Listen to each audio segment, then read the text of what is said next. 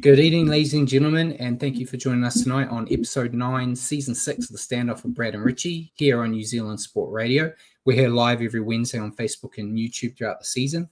Evening, Richie. Another interesting round with a handful of upsets, including a very stressful Warriors Golden Point win, and the Panthers finally getting a win on Aussie soil. How was your Easter weekend, and what did you think of the round? Hey, Brad. Yeah, Easter weekend was good. Thanks, mate. I was off work, so managed to get a good few days relaxation in and watched a lot of footy. And yep, if anyone knows me, knows I don't like the Broncos, so this round was extra special for me. Yeah. How are you anyway? Yeah, same for me. Pretty relaxing weekend. A bit worried about the weather. Was watching the weather reports, knowing that I was going to sit in our beautiful seats that have no protection. Yeah. And thankfully the rain wasn't as bad. My dad, he lives down the South Island, but he was messaging me saying, he must be getting thunderstorms at 7:30, which is when kickoff was, for a couple of hours. So it was like right in that spot. But yeah, thankfully that didn't happen. But yeah, other than that, pretty cruisy weekend. This whole Easter thing's throwing my whole schedule that I have every week off, which is a bit of an adjustment. As you can tell by the substandard video production, Paul is not with us tonight. Prior engagement, so he couldn't make it. So I'm going to do what I can, bringing up comments and stuff. Simon's here. But yeah, while we're here live on Wednesday evenings at 8 p.m, you can also catch our show at your convenience on iHeart Radio and Spotify. Just remember to search for New Zealand Sport Radio. As always, we're going to cover everything you need to know in the week that was rugby league, including our top stories of the week, a review of the round 7 matches. We'll then take a look at the ladder, the fantasy teams, and the tipping comp. We'll then stop and answer some questions from you guys, as well as questions prepared for each other. With Paul not here, it probably means we're going to answer your questions as soon as you send them to us, which is what I normally do. And then we'll preview round 8 and discuss who we're picking. I think we lost the multi again, I believe. I can't remember what Paul picked, but I'm pretty sure we picked the Tigers, didn't we? Yeah. Yeah. Yeah, I definitely tipped the Tigers. So I'm pretty sure we lost that multi. I can't remember if he said he was going to take the Tigers off the table or not. So we might have won one. I'm sure if we did, he would have told us. So I'll take it as a no. So remember to send us comments and questions throughout the show, and we may as well jump into the top stories. Yeah. And Jacko's here too. And yeah, Simon said, in other words, nothing changes. Yeah, new week, new foul multi. Same shit. Yeah. So there's so much. I'm trying to bring it down a little bit, but Galvin, we talked about it last week. It's the gift that keeps on giving in terms of story. There was heaps more that I saw today, and I was like, we won't have the time. I know Paul's not here, so we could go as long as we want, but some of us want to sleep. So after our show, there was a press conference by the Tigers, which was fronted by Benji Marshall, Jerome Luai, and Api Coruscant. Benji said it was his decision to drop Galvin, so that was not what I said last week. So as always, I'm always on the pulse with the news, getting it wrong. And he said that people need to leave Galvin alone and let him focus on footy, so back off the kid. And no one's really listening, because I was getting a bit annoyed. The pre-match for the Tigers Eels, they were interviewing Benji, and all they did was talk about Galvin, and you could see he was kind of like saying, we've got a game to focus on, and they kept going back. So, and then when he was talking about him as a coach, he said the likely reason for him leaving is because Benji's coach, and I've got his quote here, he said, you can't be angry or be against someone for choosing something they think is best for their future. Jerome Luai also said he had no issues with Galvin, and his social media post was due to the criticism towards Benji, saying that if you disrespect the coach, you disrespect the team, and he won't stand for that. And then after all the Galvin news, there was reports that there was serious threats being directed towards him on social media. And Isaac Moses, his manager, has sent the Tigers a legal threat saying that the club bullied him and failed to provide a safe working environment. And yeah, Jacko has said all the Galvin talk's given me a migraine, and Bjorn's here too. and said, agree, media bums need to move on to something else. Plenty of other things to talk about. Yeah, we've got to talk about it too, though, guys. We won't talk about it as long as they are. But yeah, your thoughts on all of that? I know you said you're over it. I'm kind of over it too. Yep. I'm more interested in what happens in terms of if he goes. There's all these clubs saying they're talking with him. Legally speaking, they're not allowed to. So I don't know how that works, which could be an issue. But it's rumors are that the Eels have basically got him signed, sealed, and delivered. And Rails has even come out and said that when they're able to, that'd be silly not to talk to him. Yeah, they intend to. Yeah, and you got any other thoughts on it? Or you don't? You just don't. Not care really, mate. It's been done to death, but yeah, it's definitely a mess, and all parties will just want to see the back of it, I'm sure. Yeah, and Simon said he must be under a rock and haven't heard about any of this. Yeah, it's all over the place over in Oz. And then Bjorn said he's happy to hear real opinions, not push views. Yeah, the only thing I really wanted to add, I don't really care. I just want them to get it sorted. I personally would like the Tigers to hold on to him until the end of his contract, to not let another player win, if you can call it that, and just get pushed out. That's the biased view coming from a club that just lets people go when they get the sniffles. So I'd like to see a club hold on to them. But the social media shit, like fans sending death threats and stuff, like, I know you can be passionate about your team. It's no surprise I'm very passionate about the Warriors and stuff, but when Dylan Walker left, it never popped into my head that I should send him a message on social media and tell him that he's a scumbag or whatever. No. I know I sometimes come across with a different view of, as a fan of your NRL team, you're a fan of that little logo that I don't have on right now. Players come and go. There's players you don't want to see leave, but it's a business. It's what happens. So, but that also could be the Warriors' frame of mind where we're used to seeing players leave. So, I know. I wish I could find it. I remember, mate, when Sean was leaving and we got interviewed by the news outside the stadium. That's right. I wish I could find it, because the news got dropped the same time they were having their members conference. And so there was like a thing. And I think even then I said, I thought it was best for both worlds that Sean left and the Warriors could move on and he could move on. Very happy to see him when he came back, though. Yeah. But I was a lot younger back then. But keep that social media shit to yourself. You can have your opinion about like if a player's playing well or not, but death threats are a little bit too far for playing a game with a ball, But I don't know. I don't go on social media enough to notice. Next one, it came out today, mate. The Titans have released Ken Mamalo.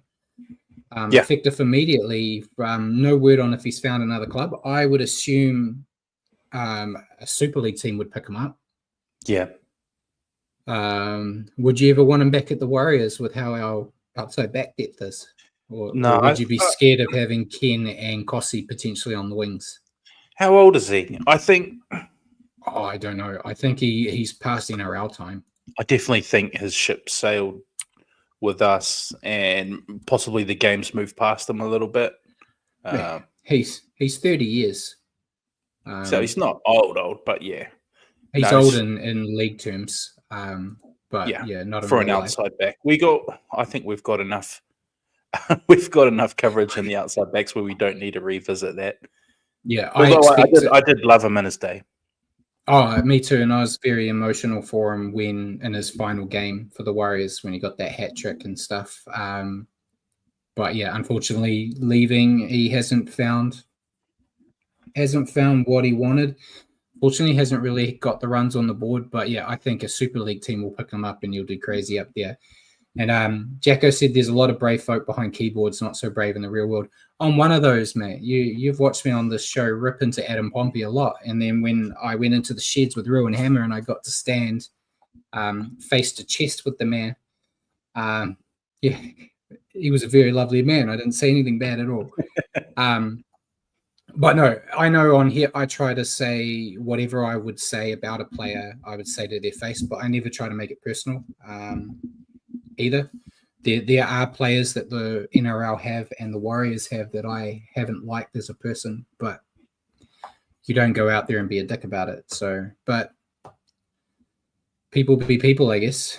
But yeah, Adam Pompey, if ever I see him, I'm always very nice. I'm very polite. He's been good this year though, so I've had no reason to give him shit anyway. Next bit of news, Seagulls coach Anthony Seibold, mate, he came out about the schedules, the NRL scheduling, saying it's too demanding after his side's played 5 games in 25 days. Although 5 of those 7 matches that they've played so far have been at home. Apparently the NRL has had other coaches also complain about the scheduling, so they are going to look into it. Not that going to do anything about it. I know I don't want to be like a woe is me to Seibold, because I know we complained, was it last year or the year before, where we had that run? 3 days, 3 games in 11 days or something. Yeah, which, but the NRL didn't care about that, and I don't think they'll change it. The only thing I want them to change is I don't understand how you have teams playing each other twice before they've played other teams. I think you should, all the one-on-one games you have should be before you have another game. Like we've already had like 3 or 4 teams that have played each other twice already this year, which I don't get. I feel like every team should play each other once before they start playing the other ones. Yeah. I don't understand it myself, but yeah. Do you think they'll actually change it? It's hard to juggle. I think if you're going to screw one team over to benefit another team, it's just the way it is when you've got 17 clubs. I think it'll be a lot easier once they've gone up to 18 and you don't have that bye every week. That's just you'll be able to. Some years you get a tough draws. Other years you get a nice cushy ride, and it's just the way it is. Yeah, and a friend of the show, old Buzzy, came out and said that Seibold's just been a sook. The reason they're not doing well isn't because of the schedule; it's because of the DCE drama. So, yeah, we'll see what happens. I feel like by getting 80% of your first 7 rounds games being played at home, you shouldn't be complaining. Yeah. So. Next bit of news, 65,305 fans turned up to the Bulldogs-Rabbitohs game, breaking the previous record of most fans at a regular season fixture. It was great to see a whole lot of people come out and watch, especially over there where they don't always get the biggest crowds in those big stadiums. But yeah, apparently there's been records all over the place for attendance, both here and in the Super League. So rugby league's booming, as they say. That was crazy. It looked like most good Bulldogs fans. Yeah, those Bulldogs fans, when they're winning, they really get behind them. No, mate, you have to wear a Bulldogs jersey there, otherwise they bash you. So yeah, I know. There's probably a few Rabbitohs fans wearing Bulldogs jerseys just to make sure they get out of there alive. And we did discuss it a few weeks back, but it sounds like the rumours are firming to almost be confirmed that the Warriors have signed Morgan Gannon from Super League on a 3-year deal as their Dylan Walker replacement. Still no news from them. There is Warriors signing news we'll talk about in a bit, but yeah, I've been watching some highlights, and it's highlights can always hide some of the issues you have. 100%. And he's playing in Super League, so they do look good, but he does look like a goer. So yeah, we'll see. I didn't know when we talked about it a few weeks ago. He has been coached by Agar, which is probably where the connection is. Yeah. So that could also help have him prosper here and not want to run home if he's got a friendly face here that he knows. He looks quite quick, eh? Yeah. He does, yeah. And Bjorn said Jacko should be able to tell us about him. Yeah, Jacko is our Super League correspondent, so if he could give us some info, it would be great. Next bit of news, Sean Lane from the Eels. He is taking time away from the game to consider his future. He was demoted to reserve grade this week, but has withdrawn from the match, and the Eels have said they're supporting him through this period. Don't know what's going on. Could be a tough time for him personally, so I don't want to sit here and go, you get dropped and pack a sad. Don't know what's going on. I'm assuming so. I'm sure he's had troubles with mental health issues in the past. Yeah. Hopefully whatever he needs to do to get help, he gets it. And then if he decides to come back, he comes back in a better headspace. And Jacko said he doesn't get the Gannon signing. He must be super talented, as we've had plenty of back rowers, and Gannon has serious concussion issues at a young age. Yeah, I know the concussion thing. He had basically a whole year out because they were being careful of his head knocks. That is a concern. But yeah, from what I've seen, he does look like a hell of a talent. And I'm looking forward, going like eventually you're going to get to a point where Niokore, Capewell, and all that are no longer here. So if he is coming, by the time he gets here, Capewell will be in his final year. So you could even say like he's replacing Walker, but he's going to replace Walker. You'd assume Lecker's probably going to replace Capewell in terms of that front row, or starting lineup. Niokore probably won't be that far behind.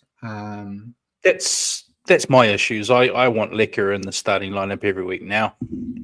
Yeah, I just have to temper myself and remember he's only a teenage kid. Yeah, and Jacko said head knocks on the retirement comp. Wait till he fronts up in the NRL. Yeah, that would be. Sure. He's got Wade Egan to teach him. And then Amanda said I think the Gannon signing is not required. With the second rowers we need, I hope it's a bargain deal. I don't think they're going to be paying him millions of dollars to come here. I don't think it's like a blockbuster signing, but we don't know the figures. I'm comfortable with the stock they've got, but if you can get another guy that's got some talent at a cut price deal instead of spending squillions on a late 30s guy from Oz, it's not bad.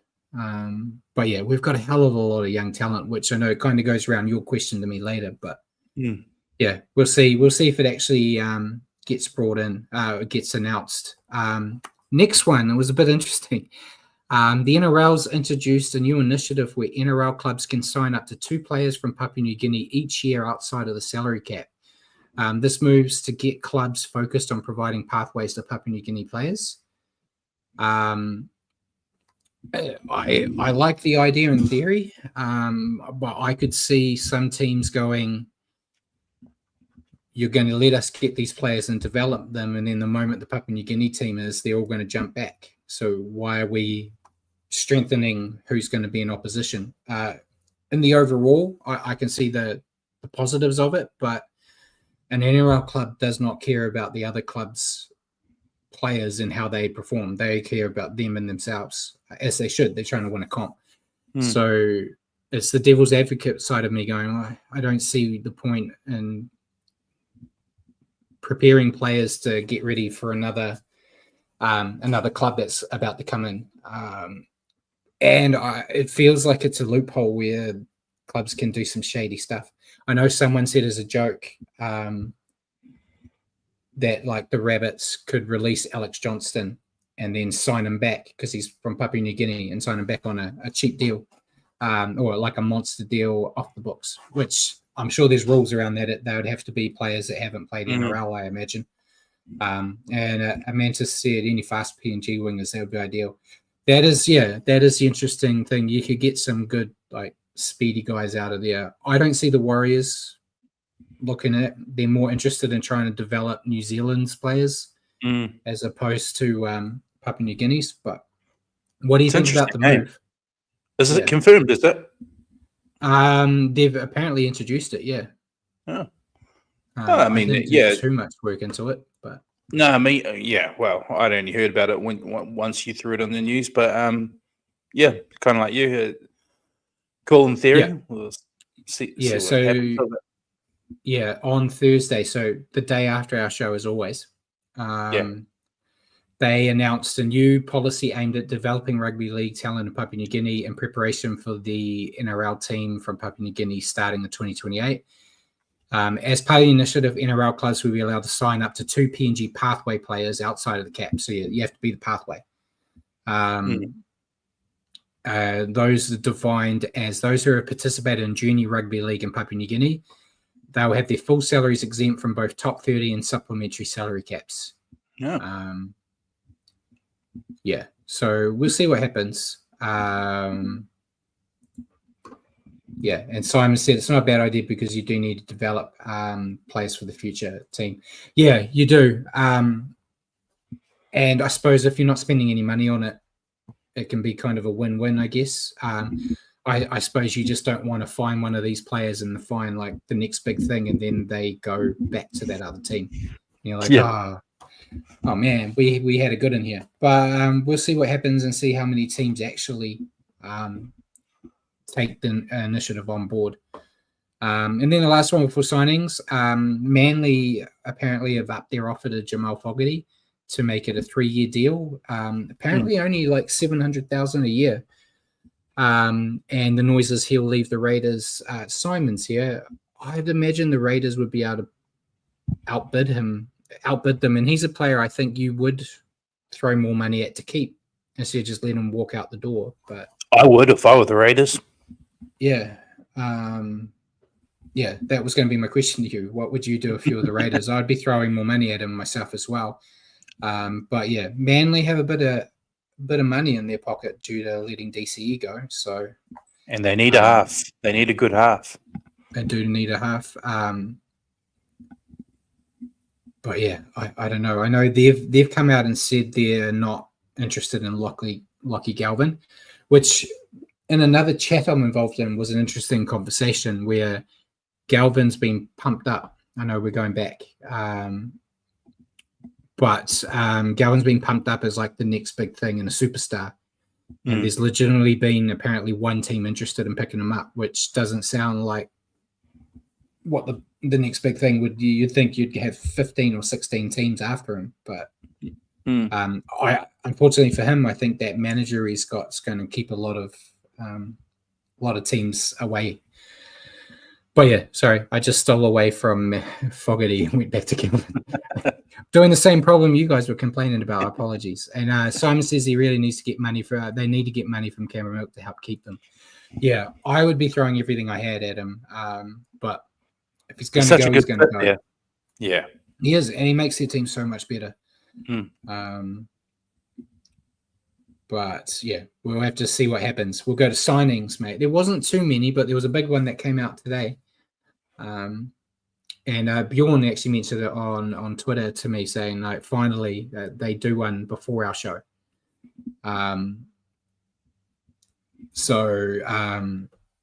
Yeah, the Eels have released Joe Alfa-Ngawi effective immediately. It's rumored he's going to sign with the Lee Leopards in Super League. Wasn't really getting a lot of time in the underperforming Eels team, so going to Super League is probably the best bet for him, mate. Yeah.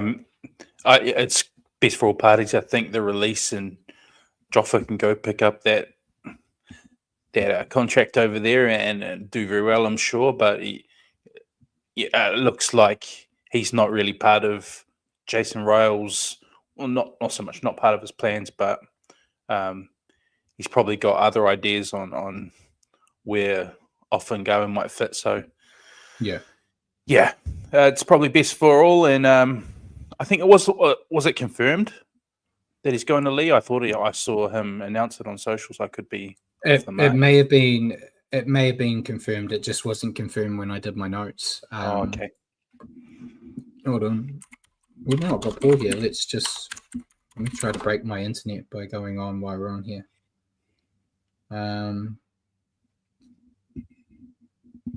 I can't see anything confirmed about it yet. Maybe not. Not on Lee's website. No. He will arrive and debut on. He will arrive, but a debut against Salford is unlikely this week. So yeah, there you go. He is. Yeah. 5 days ago they announced it, so yeah, it shows how good I am. I did these notes after that. I was going to say, I'm sure I saw a post from Joe to the Lee fans, saying it's good to be part of the family, blah blah blah. Yeah, and before Bjorn's got a question, we'd normally wait, but I'll do it after this part because there's a bit of talking about it, about Jet Cleary. So CNK, Chance Nickel Klukster, has extended with the Warriors for a further 2 years after everyone said he was going to Super League. I know we had our conspiracy theory that the Kalen Ponga thing may have been a lot more real than what we thought, and after that got denied potentially, they decided, okay, we've actually got to give more money to CNK. Before I ask your opinion, and Mantis is actually copied, is saying, unpopular opinion, I don't like how we've re-signed CNK. He's a great guy and a player, but Tane being stuck on the wing hurts me. CNK has reached the ceiling, however, Tane has got more left to grow. I had a similar feeling. I was happy to see that he's sticking around, but I was like, oh, what does that mean for Tane? And I think I said to you and Ruin Hammer, the irony that CNK left the Warriors because Roger was blocking his path to first grade. And now you fast forward all these years and we could potentially see it again with Tane leaving the Warriors potentially because CNK is blocking his pathway. I feel like there must be a way to have them both on the side. Yeah. That's my feeling. I'm happy enough he's signed on because he covers a lot of positions, and with the injuries he pick up throughout the year, how handy is someone like Chance? However, my feeling is going forward, having Tane at fullback, a very exciting prospect and one I'd like to see us persist with. So, yeah, I'm a bit torn on it, but I mean, Chance is awesome in the sense that he could slot in anywhere from centre, wing, fullback, and do a good job. He's a player you'd have confidence in to do a job. So I'm happy enough with it from that angle. Yeah, and Jacko said nothing I don't get is retaining CNK and what it means for Tade. So Amantis doesn't sound like it's an unpopular opinion. It seems it's 4 from 4 on here. We're all kind of the same. As I said in my season preview, I had CNK in the centres with Ali Liatawa, and I had Tane at fullback. So that's what I'd be doing to keep them both. And I think that makes the team stronger. That could be that anti-Pompey bias coming in again, though. But I feel like that would make the team stronger. I feel like the team is better if you've got Chance and Tane in it. And Tane's not a winger. He's doing very well on the wing for them, having to do what he needs to do right now. But with Roger and Dallin coming back, I don't want to see Tane just sent down to reserve grade again. Yeah. And yeah, Jagger said Kiwis tried CNK at centre with limited success. Yeah, but where else do you put him? I don't want to see him at a 6, and I want to see Tane. So yeah, I don't know. It's an interesting problem for them to have. So we'll just have to wait and see what happens when we get to it. Now I've got to scroll all the way back up to Bjorn's question. Here we go. So we're doing the questions during the show. So Bjorn said, do you see Jet Cleary playing first grade at some point this year, or do we have too much depth this year? I think I had it. Oh, no, I didn't have him playing in our predictions we did in Ruin Hammer, but I had him, my prediction that he'd get upgraded to a top 30 deal. I don't think that's going to happen now. He had a hell of a game in the weekend. Did you see that try assist he got with the crazy offload? Yeah. It was fantastic. And Jacko said, forget Galvin. If you saw Jet last week, he could be the next thing. I've been saying it since we announced it. He is the best footballer in the Cleary family. He just hasn't been able to get the chance yet. And he will go over Nathan. Look at Nathan. Bar this week, he hasn't even shown up for the league this year, mate. He's been rubbish. So yeah, I've got big raps on Jet in time, and I feel like they're going to do right by him and not throw him in the deep end. So I don't see him playing this year. The fact that Webby hasn't even changed his halves pairing at all this year, and you've got Tamati and Tanner Boyd to call on first, unless there is like a massive depletion of those guys. I think you'll even see Tane Tuapiki come into the halves before you'd see Jet come up this year, which Jacko kind of said the similar thing, saying he's not ready yet, but it will be a dilemma for Webster next year. I think, once he comes in, I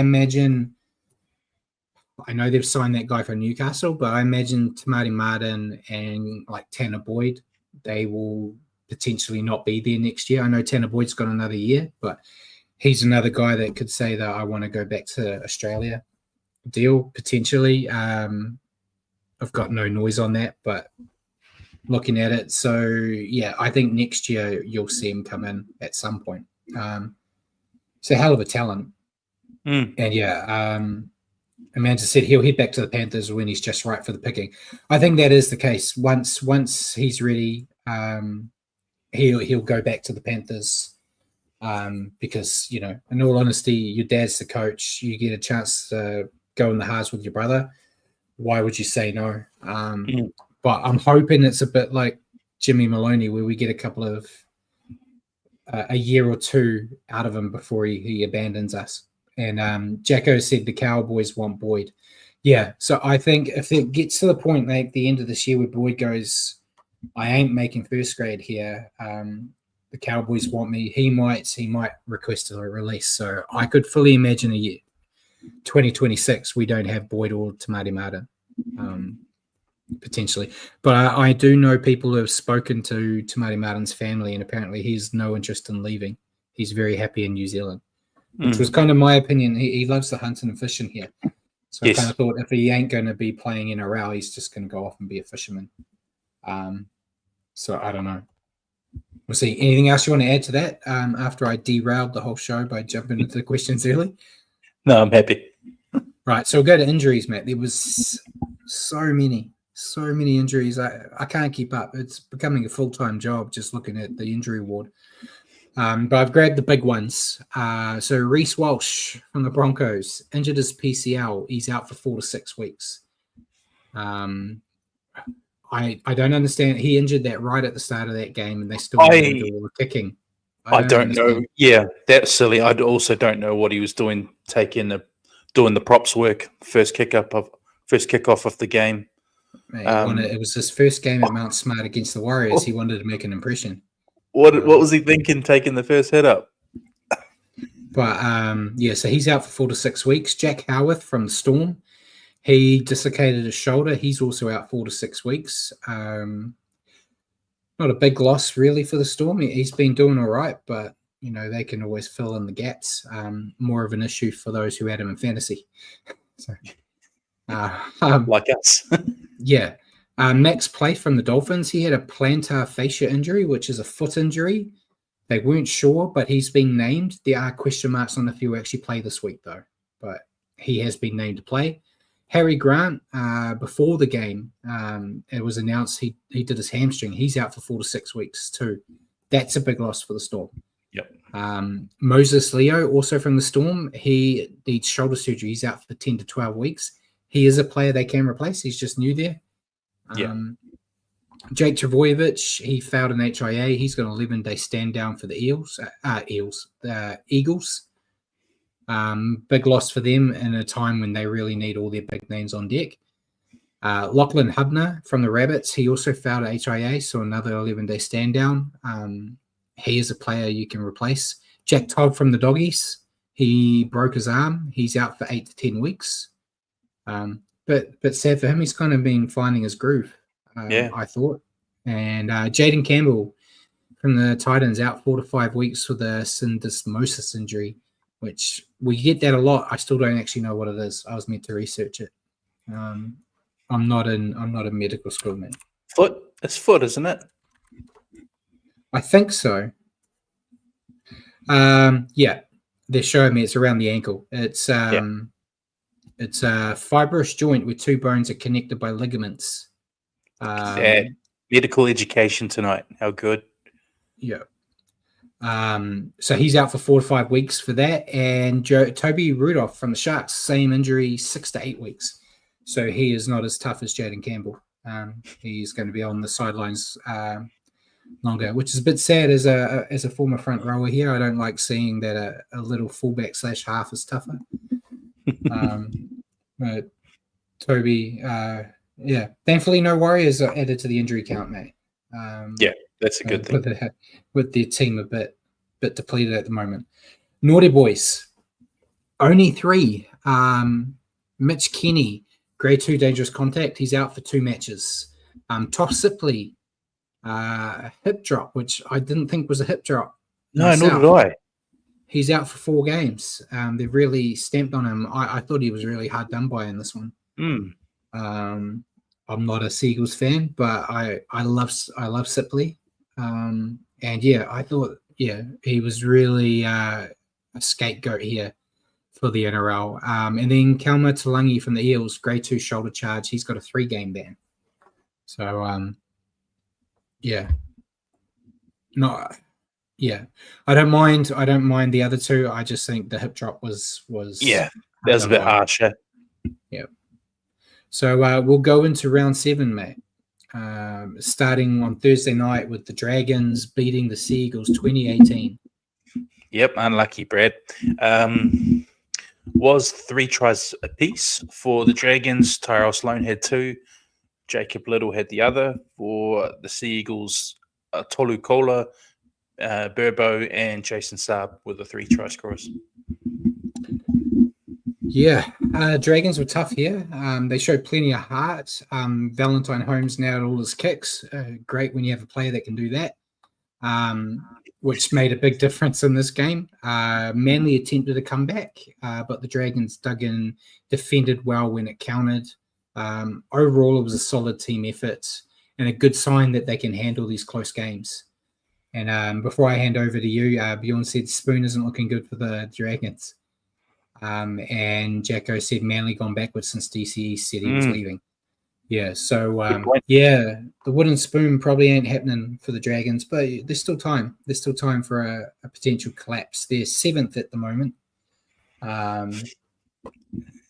They're 8 points. They're only 4 points ahead of Wooden Spoon. So a couple of wins, bada boom. We're back in Wooden Spoon territory.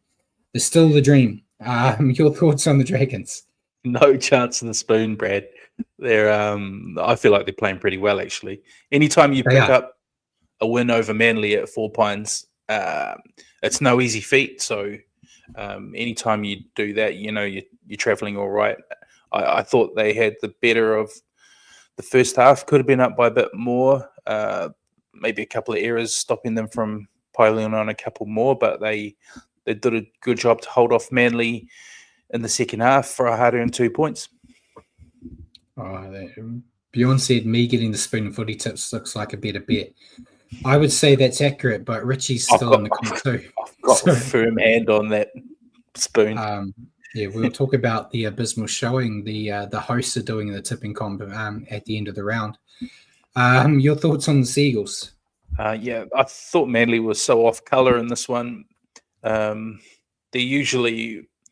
usually almost lock them in for a win in your tips if you see them at home, but and they're usually deadly right edge. We're off their game in this one. Ola Kawatu making a number of errors. So many of their players that are usually weapons week in and week out, they were making basic handling errors, which cost them any chance of getting the win in this game. And like you say, the Toff Sipley sin bin as well probably didn't help, but that's not the greatest call in my opinion. But just not their night, and bit of soul searching I think in store for Manly. Seagulls' loss came down to simple stuff really. Too many mistakes and not enough control. They dropped the ball at the wrong times. They gave away silly penalties and let the Dragons control the tempo. The defense out wide wasn't up to scratch. And like Bjorn said, the first half, Manly looked like they have never played or trained together.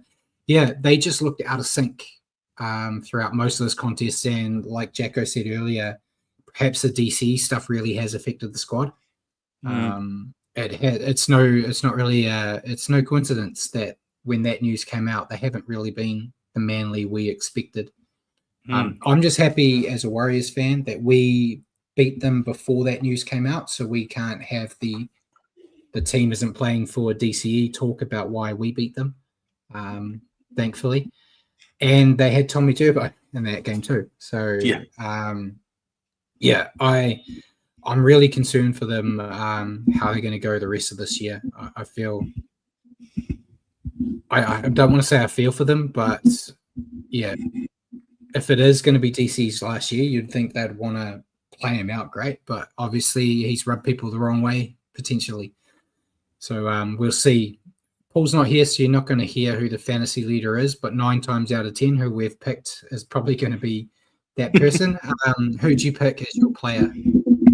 I went Tyrell Sloan. I think he's just looking. He's looking good this year. He found a home out there, out wide, and finishing a lot of nice moves. So, yeah, I went with Tyrell Sloan as well. Got a nice double is the new hat trick rule in my terms in these reviews. But yeah, he's getting his confidence back, so that's good to see. Even if he is a dragon, stop playing with your mic, mate. Sorry, you heard him.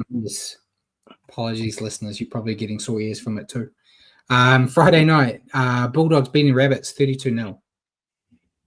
Yep, 5-0 for the Doggies. Josh Curran, Max King, Satili Tupanua, Jacob Preston, all the forwards having a field day, and Bronson Sherry picking up the last try.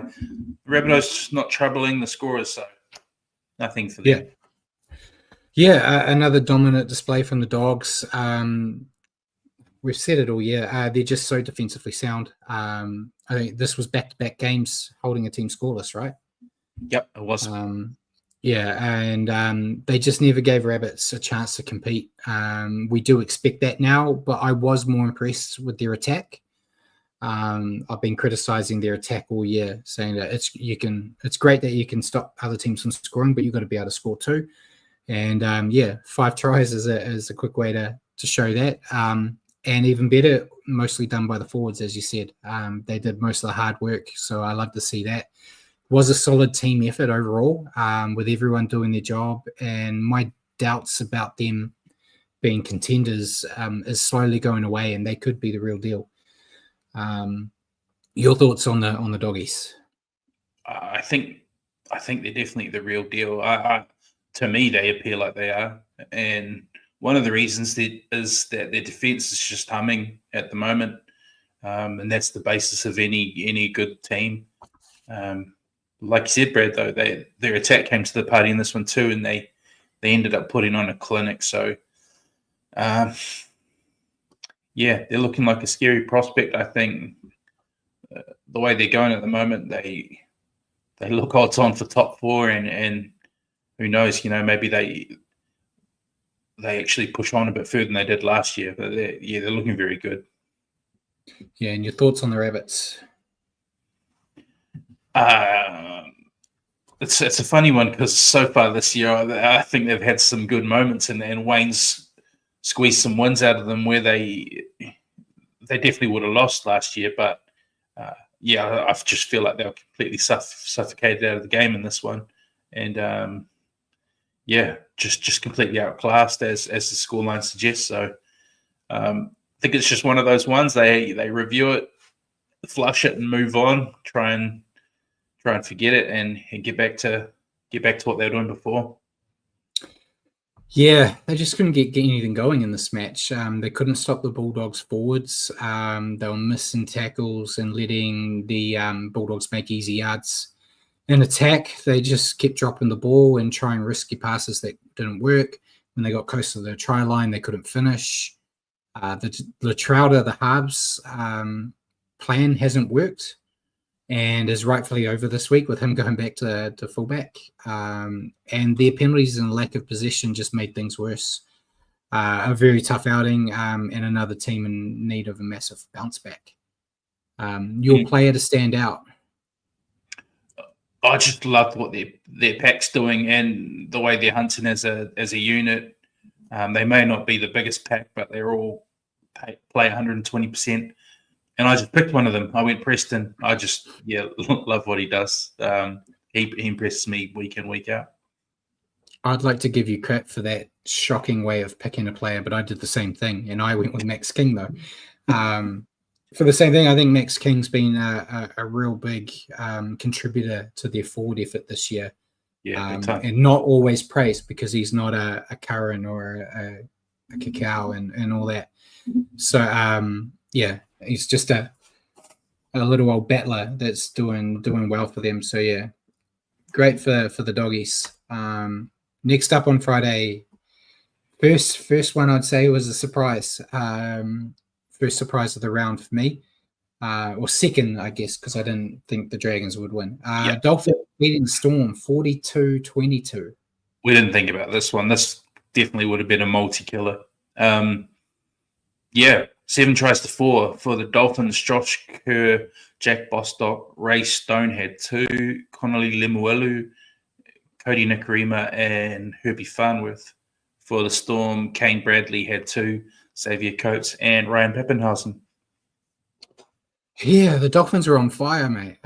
They controlled the ball well, completed their sets, and just kept the pressure on Melbourne. Defensively, they did a great job shutting down the Storm's attack and forcing mistakes.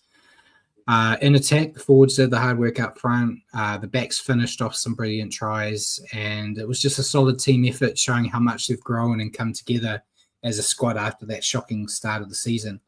And before I go to you, Bjorn said the 13 plus would have been paying huge. Yeah. And Jacko said most crazy game in years is Storm leaked 40 unanswered points. Yeah. Then my prediction to win the whole comp, and I think someone said there was a stat that no team has won the NRL competition after conceding 40 unanswered points. So if you go by stats, the Storm should not win. And yeah, Jacko said Storm scored 3 early tries and then completely switched off. Yeah. Amanda said I jumped for joy and scared my cat when they were getting try after try. It was great to see the Dolphins because I do have a soft spot for the Dolphins, but I was sitting there the whole time going, why was the Storm not like this last week? So, sure. Yeah, your thoughts on the Dolphins? I did not see this coming, but yeah, a red hot performance from the Dolphins.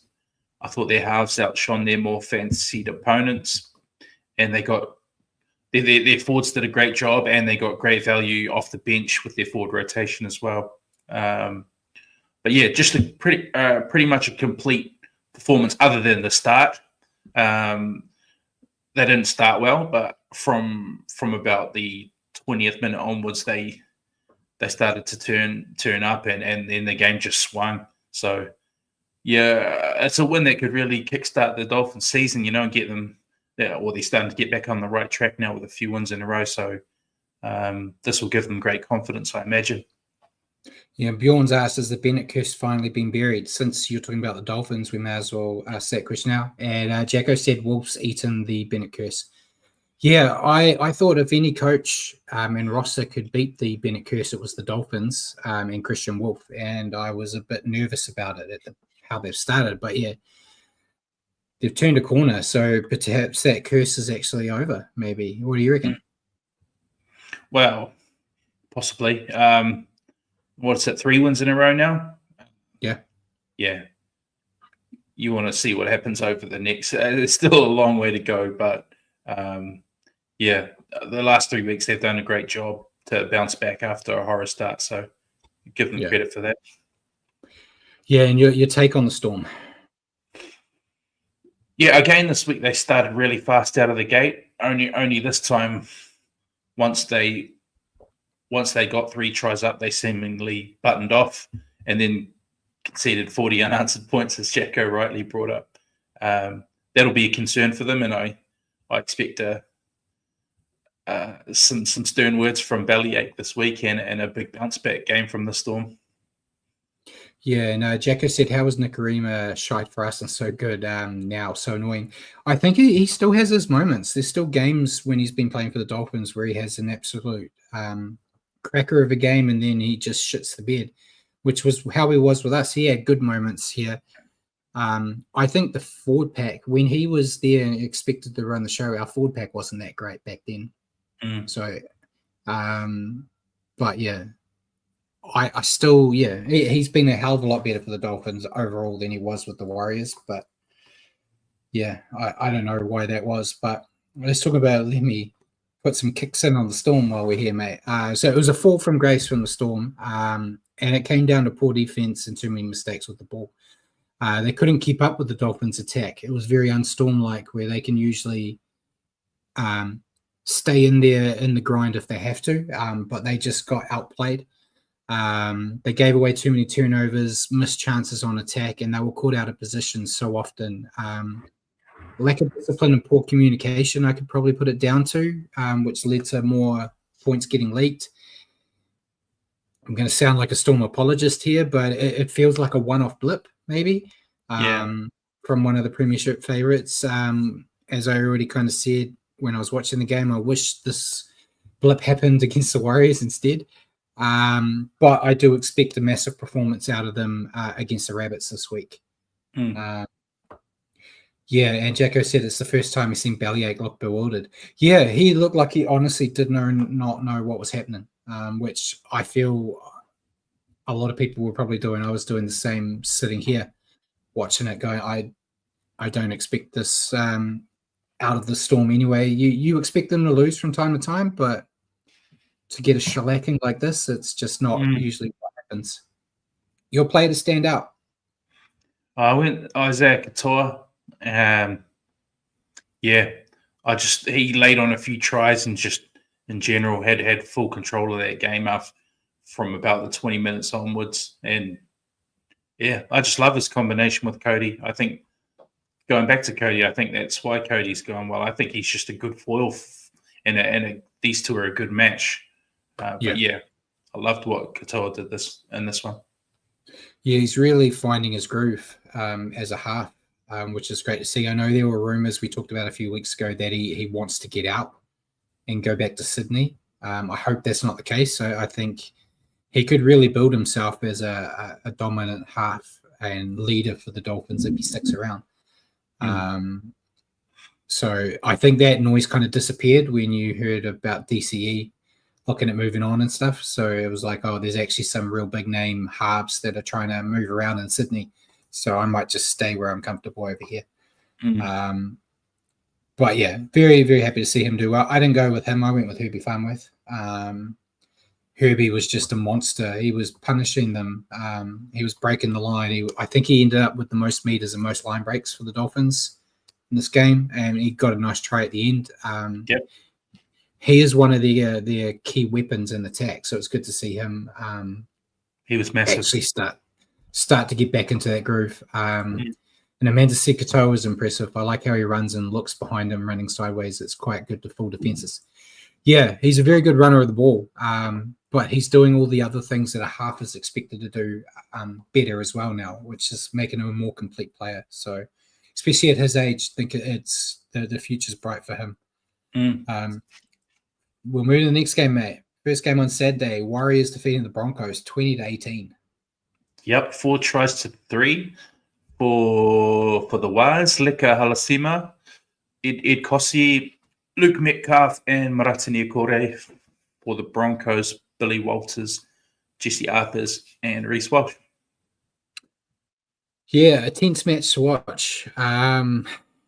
Very, very nerve-wracking sitting there in the stadium, mate. I was when we got to Golden Point, wasn't happy. I was like, we don't win these without Sean Johnson. And admittedly, Sean was there. He was in the crowd. Unfortunately, for some of it, wearing a Broncos jersey. Credit to him for fulfilling his lost bet.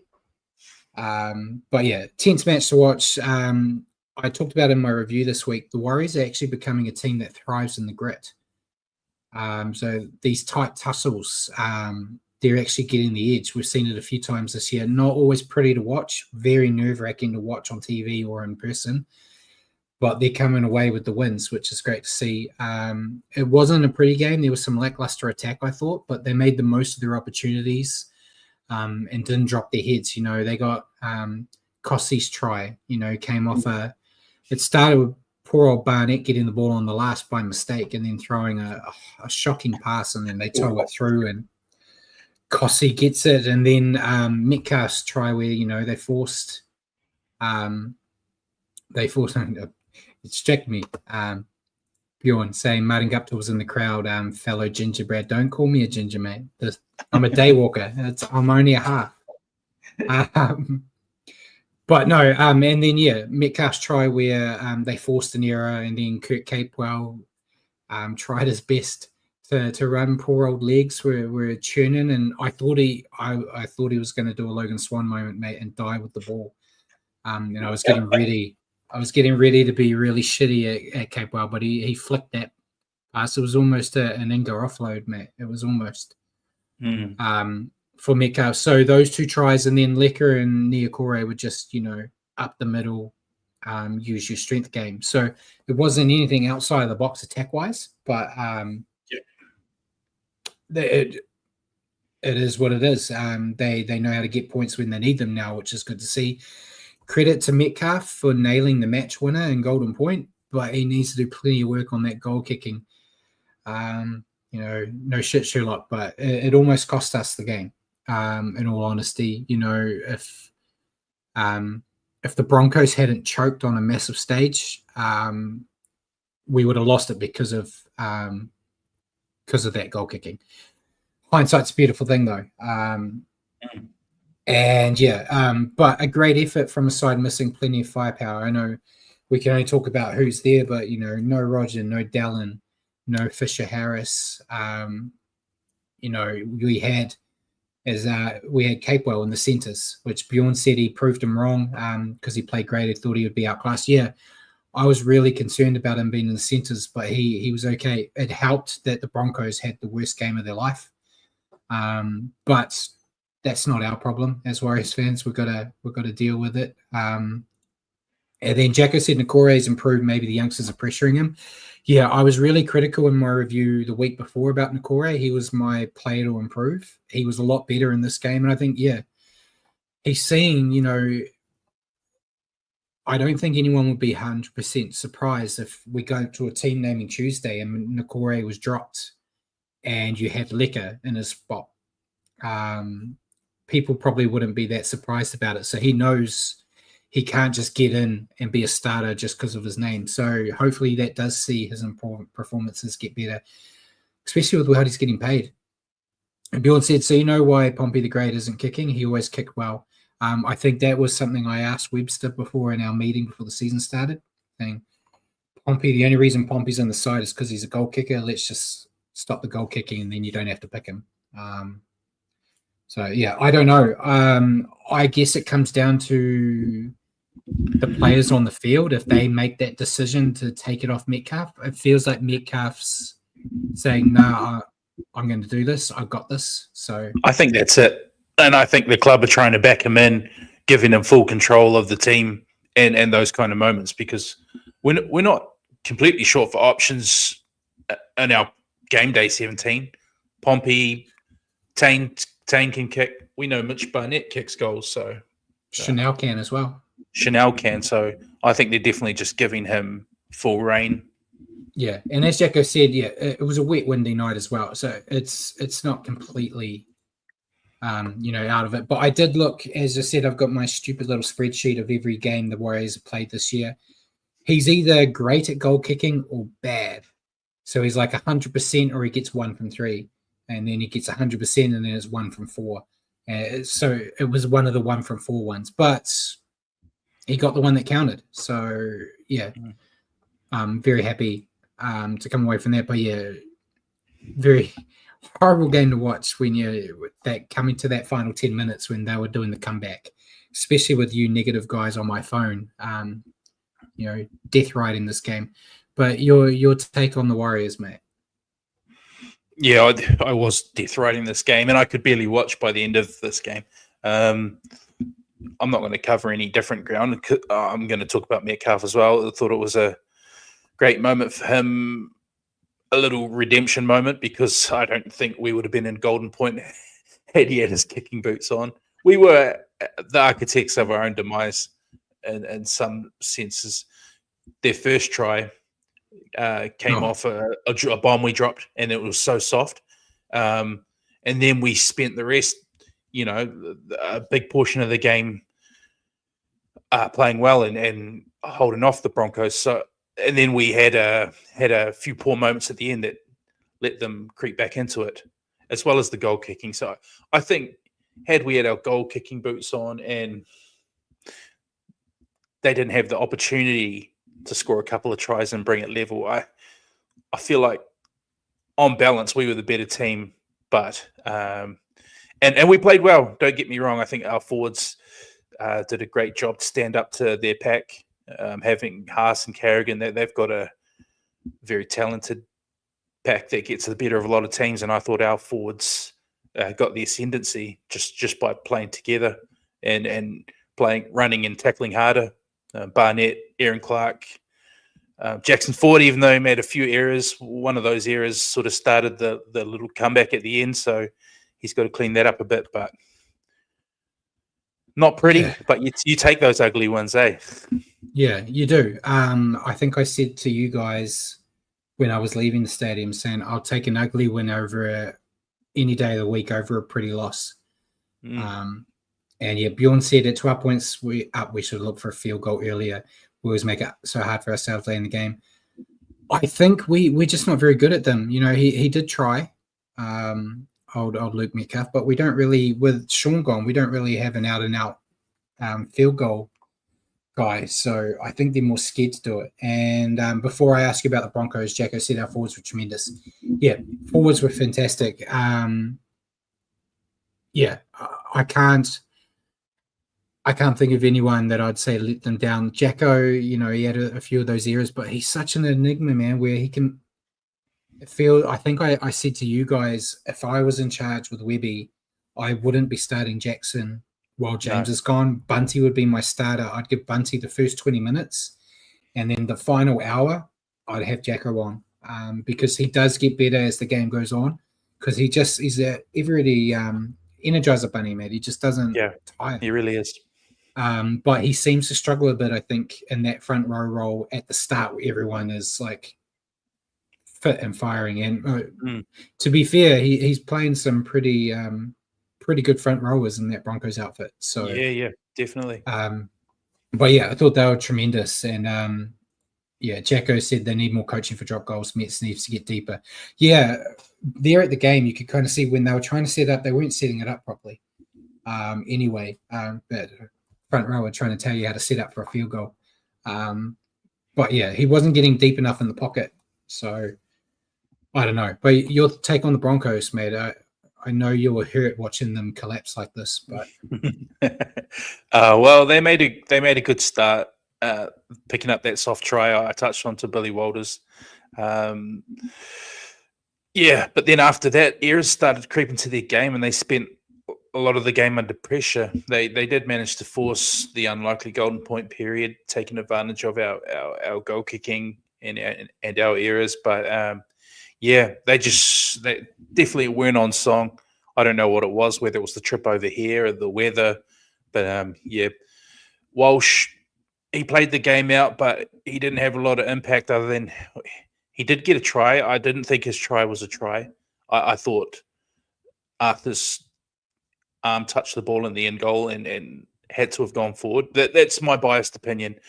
He did. Walsh also threw a nice try assist to Jesse Arthurs, but other than that, his impact was limited due to him being injured and his form's just off. And Ben Hunt was the other big.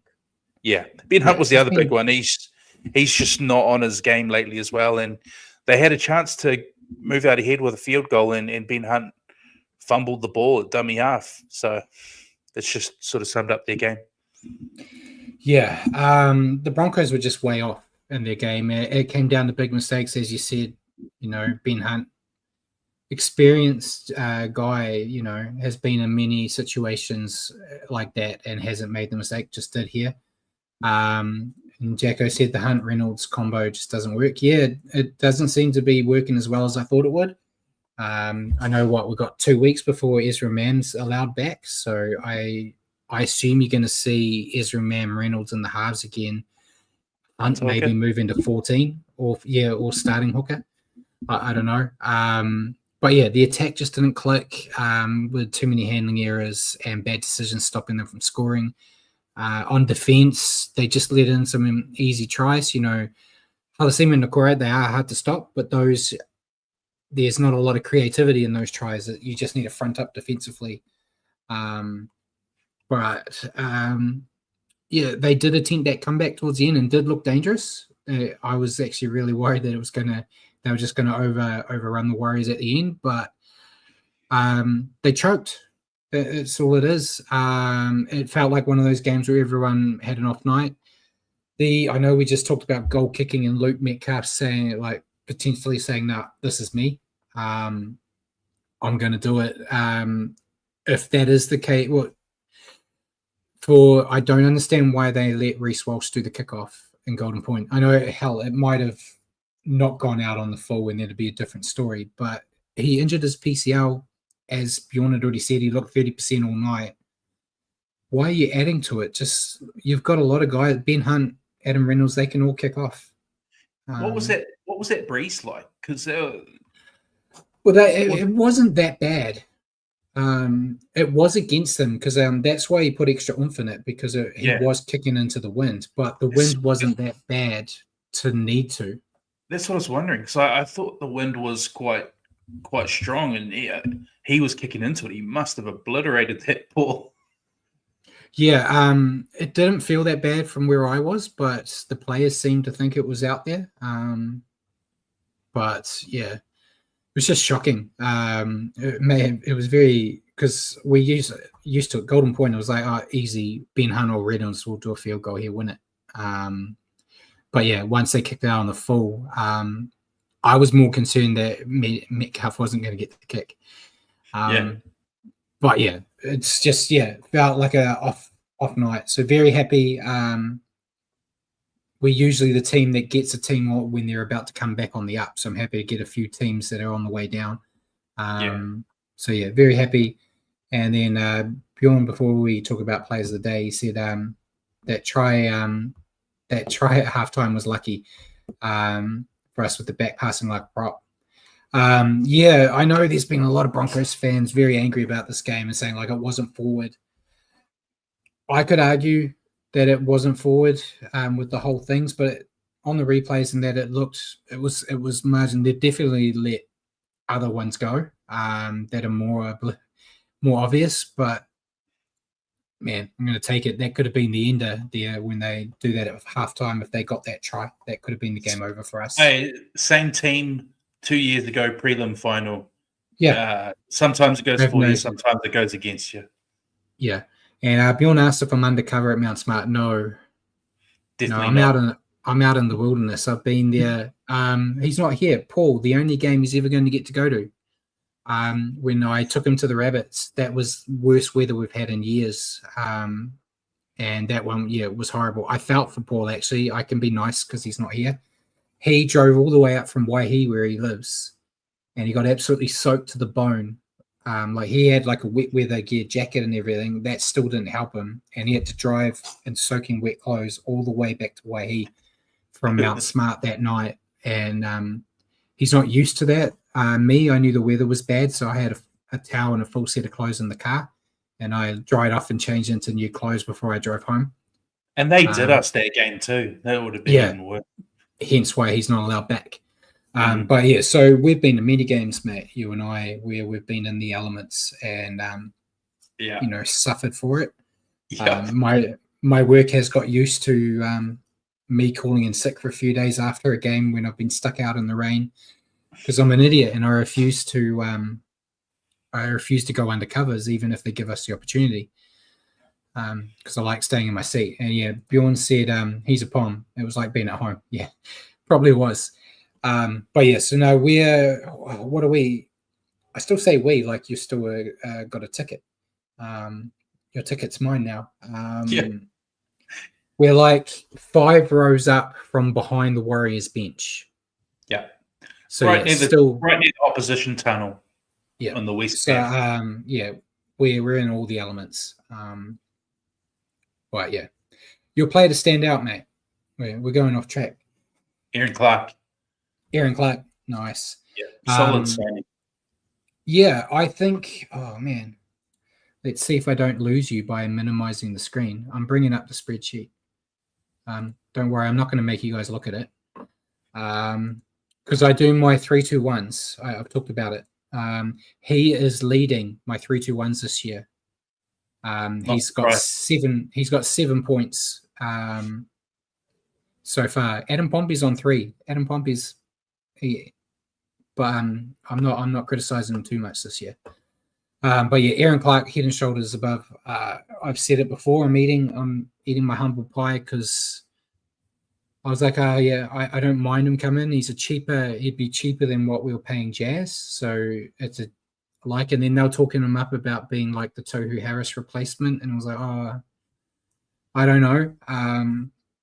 But with Tohu gone and him coming in, yeah, he's done nothing wrong. He's been very good. And yeah, Jacko said he's been a revelation, justified club cutting Jazz for him. 100%. You're not hearing people go, we should have Jazz back. He's definitely filled that void. And yeah, Bjorn said, Richie Clark's been also didn't know much about him when he signed us. He's been a big surprise like Ford was. I've always had a soft spot for him because he's a Marlin, from Manariwa. So he's a local boy. And yeah, I never thought he'd come back. Loving the time over in Australia. But yeah, he's done nothing wrong. Very happy with him. I didn't pick him though. I went with Lecker. I love Lecker. Lecker, I know. The footwork. The speed of footwork. It's crazy. Like you listen to Bloke in a Bar, if you listen to them when they talked about this game. I was really interested because I know then he's got a foot in both camps, but he sometimes forgets he was a former Warrior, and he glazes on that Broncos team a bit too much sometimes. A bit like we glaze on the Warriors, I guess. Yep. But yeah, him talking about Halasima, like he's like a big unit, hard to stop. That footwork, as you said, he's got like the legs of a back. He can do the steps, do the fancy footwork and everything. Just an absolute beast. And yeah, sign him for as much as you can, as long. Never let him go. As you know, mate, I'm a massive Katoa fan, and I was upset when Katoa left. Very happy for him for the opportunity he got. I knew he would do nothing but great things with Melbourne, and that's what's happening. I don't want to have that same conversation in a couple of years about Lecker. And yeah, Jacko has said Lecker is better than Katoa at the same age. 100%. Hard to argue. Yeah, I think, he's head and shoulders above what Katoa was at that age. And you can do so much with him. If need be, you can throw him in the centers if you have to. I don't want to see them doing that to him all the time. I'd like him to really solidify his spot as an edge. But he's a great option to have in the emergency situations. If you lose an outside back, you can put a center out on the wing and throw him in the centers. But yeah, hard to stop. They just need to get him as many minutes as you can and get him the ball as often as possible. Like at the moment, like Capewell's a bit of a sticking point because he's always going to have a spot. But you imagine if you had like Lecker on the left, Torre on the right as your short ball options for the halves. Just crazy. And Jagger said Dimitrik looks damn good as well. Yeah, I can't wait. I know I talked about it a few weeks ago. Give it a couple of years, and you've got Laban and Lecker as your second rowers. Dimitrik will probably move up front. I feel like Dimitrik's still my Adam Finau-Blake replacement in my mind once he's experienced. He's your forward that can get you some good post contacts up front. And Aaron Clark will still be there as the lock. And I think that's like a hell of a young, energized pack. Throwing in Barney and James Fisher-Harris is still there too. And yeah, Amanda said we've got him till 2027. Let's extend him now. Yeah. Throw him in for as long as you can. And yeah, the four horsemen, Leatawa, Valmunga, Lecker, and Laban. They're the future of the club. And yeah, Crosby as well in a couple of years. Crosby, once he's in the first grade as well, you have all of those guys. It's going to be a crazy pack. So very excited. Admittedly, I'm heavily biased towards the only true players on a football team, which is the forwards. You can get any idiot to wear a little number jersey out the back, and they'll do something for you. It's all about those double-digit guys up front. But yeah, we'll move on, mate. We'll be here hours talking about my love for forwards. Next game on Saturday, Panthers beating Roosters 40-12. Before I let you go on, I got screwed over by TAB in this. Obviously, the game started when I was still walking to my car from the Warriors game, and the Roosters got ahead, and the Panthers were still playing crazy. But I was watching it on my phone in the car, and I was like, the Panthers are playing already. I think they're going to come back, and they were still paying way too much money to win. And I was trying to put a bet on, and they wouldn't accept my bet. They kept saying the odds have changed, odds have changed, odds have changed. And then it got to like they were the favorites, and done. But yeah, let's go talk about the Panthers' first win in Australasia. Yep, 6-2 for the Panthers. Paul Alamotti had 2. Isaiah Papali'i, Blaise Talangi, Dylan Edwards, and Casey McLean. For the Roosters, Daniel Tupou and Rob Toya. Yeah, the Panthers of old finally showed up, mate, showcasing their trademark ruthless attack and suffocating defence. Their forwards laid a solid platform, with the middle forwards constantly bending the Roosters' defensive line, while the outside backs capitalised on quick ball movement and smart positioning. Nathan Cleary returned to his former stellar form, orchestrating the attack with precision, while the Panthers' defensive line shut down the Roosters' offensive threats with just great line speed, which we're used to seeing. Just haven't seen it this year. More displays like this, and I may have to eat my hat for writing them off a few weeks back. And Jagger said the trials and tribulations of gambling, Brad. Yeah, that's a problem. Gamble responsibly. I did win money on the Warriors beating the Broncos, though. Your thoughts on the Panthers? The Panthers needed a big game to silence their critics this year. This was their best performance so far this year, I reckon. And it just, like you said, Brad, looked like they were back to their old self. Their defense was back because defensively they've been off this year, but their defense was solid. So their attacking play started to click, and then we saw some lovely tries flow in a win that said, don't write us off just yet. I was trying to hold off writing them off, and last week kind of, I started to get doubt creep in. But yeah, this one was this one said, "Don't forget us just yet," and they showed they still have that scary side to them. Yeah, it's going to be interesting because Broncos, they've had 2 losses in a row. They play the Bulldogs this week, which could be a loss for them. And then in Magic Round, they got the Panthers. So if the Panthers have found their form again, they will start climbing that ladder, but the Broncos will start shooting down the ladder. Yes, please. Which is crazy. And Jacko said Panthers will likely go on a run at some time and be there in finals. I think so. I think definitely. I still don't think they're going to win it, but I said last week, I changed my mind. I said I still see them playing finals, and then last week I said no. They're done. So they just needed me to lose hope, and then they came back, mate. But your take on the Roosters? Yeah, they battled hard to only trail by a try at halftime, but seemingly only got worse after the break, and they just didn't have the answers for the Panthers here. Their defense just was so porous in that second half, and I don't feel sorry for them. I never feel sorry for the Roosters, but yeah, they were just the ones to cop the Panthers backlash. Yeah, the Roosters were just simply outplayed. Their defense was sloppy, especially around the ruck and edges. Really, most of this was all in the second half. As you said, they were quite competitive in the first half. And they just couldn't match the Panthers in the middle. Mistakes and poor attacking options made it hard for them to build pressure. They have surprised me in the past few weeks. I know I wrote them off before the season even started, and they've been proving me wrong bit by bit. But I think for them, it's simple. They just need to get back to the basics if they want to get back to winning games. Your player to stand out? I went for a very safe pick of Isaiah Yeo. Just super consistent. Tons of tackles, never misses. Great link man in the middle. He's the rock for this team. Yeah, I also went for an easy option. I went with Nathan Cleary. I feel like we could look back at all our shows, mate. Whenever we got talking about Panthers win, Cleary and Yahoo are always the ones we pick. We're very predictable. But yeah, he finally looked like the Cleary of old.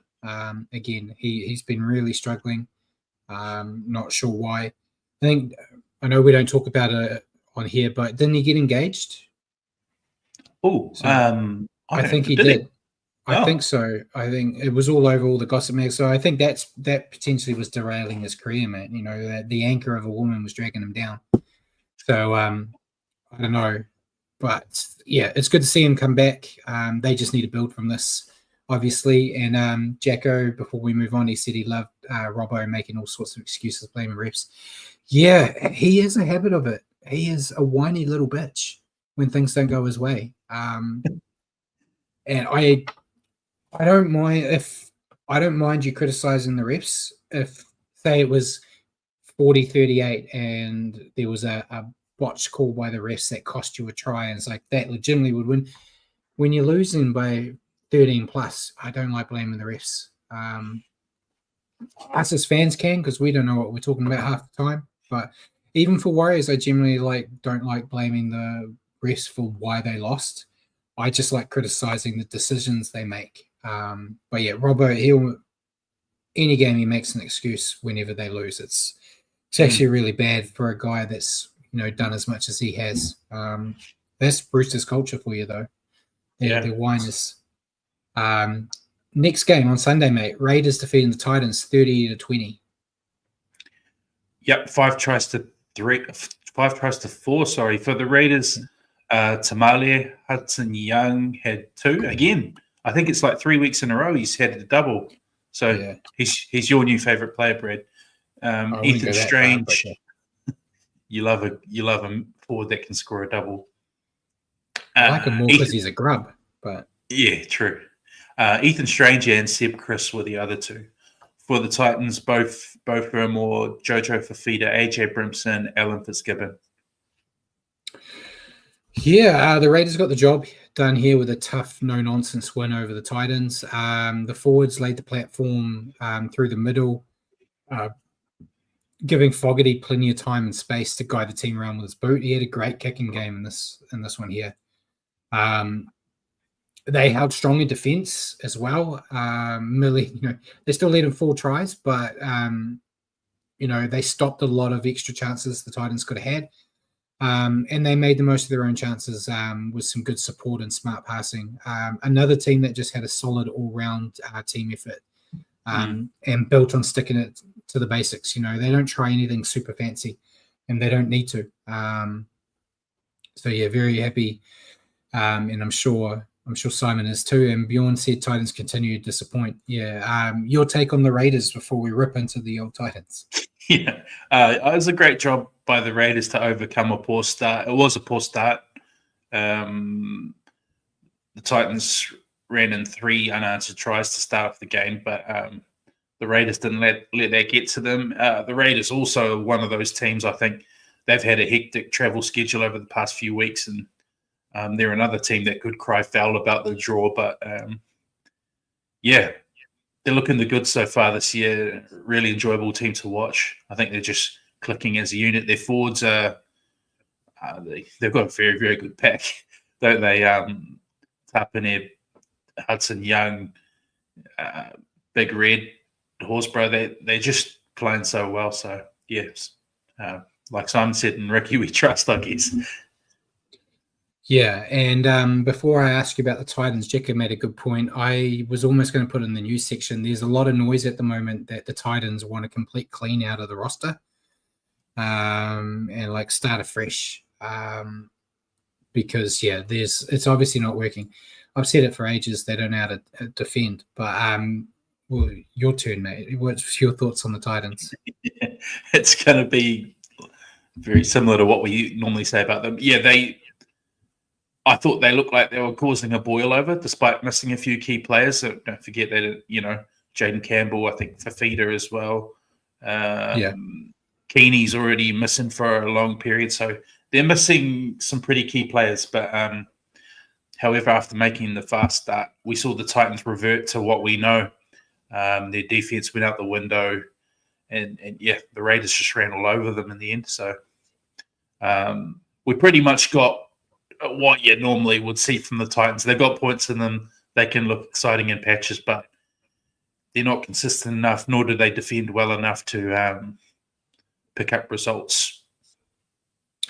Yeah, and before I talk about it, Simon said the Gold Coast sun makes the players lazy in the nighttime activities as well.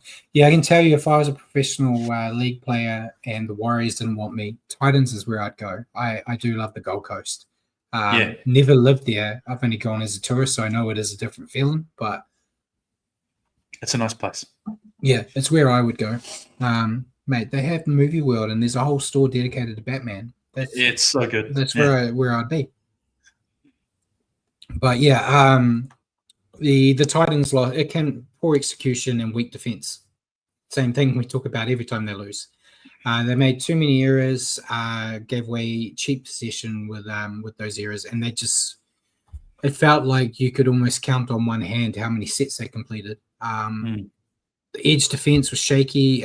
They just allowed Canberra to score out wide with relative ease. A lack of discipline with those penalties as well made things worse. And in the end, they just couldn't build pressure or play smart. And Bjorn said that's my favorite shot, Brad. Last time I went with mates, and they kept losing me because if you go anywhere in public with me, I'm a toddler. So I will go up without telling you, and you'll turn around and I'm gone. And they did that at Movie World, and every time they did it, they found me in the Batman store. I don't have any of that shit anymore. I used to have my I still got it. My Batman backpack's still down there.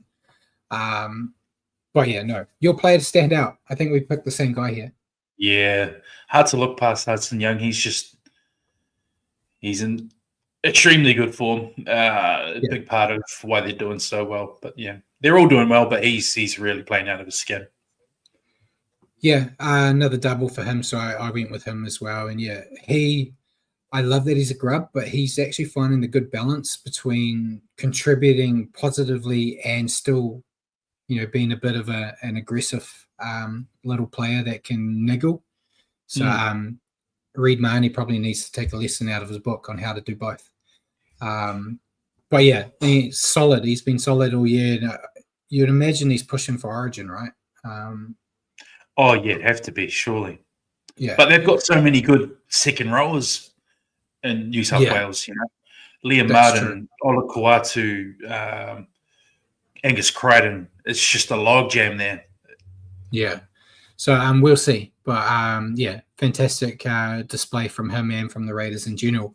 Move on to the last game on Sunday, mate. The Sharks defeating the Knights 34-14. Yep. For the Sharks, 6 tries. Oregon Kaufusi, Adam Fanor-Blake, Sam Stonestreet had 2.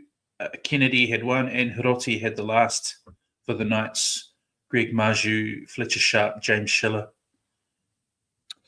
Yeah, solid performance from Sharks here.